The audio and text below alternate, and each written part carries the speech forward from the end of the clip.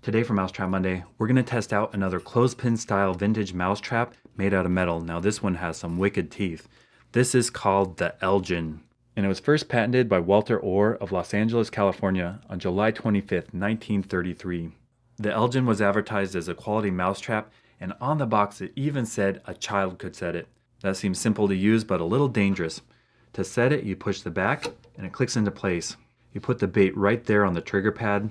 The mouse comes along, gets the bait, and gets your finger. And those teeth hold it in place. These clothespin style mouse traps work well. Let's go set it up in the chicken coop with motion cameras and see if we can get a mouse with this Elgin and his big teeth.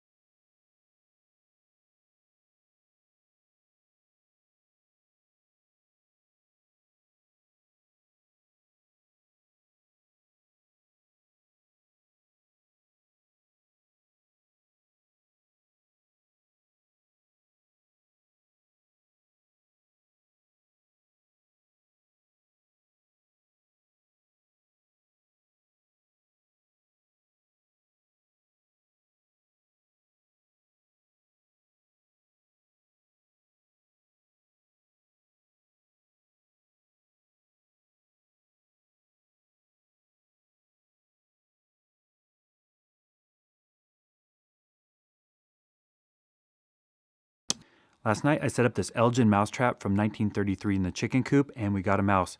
To remove it, you pull back the trap here and give it a little flip.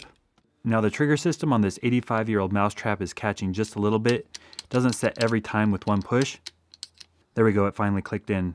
Now at first the trigger system failed. The mouse went in there, ate the peanut butter, pushed the trigger all the way down and it did not go off, it caught.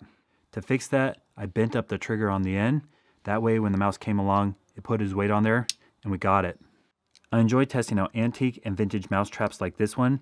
If you're not already a subscriber to my channel, please consider hitting the button right there.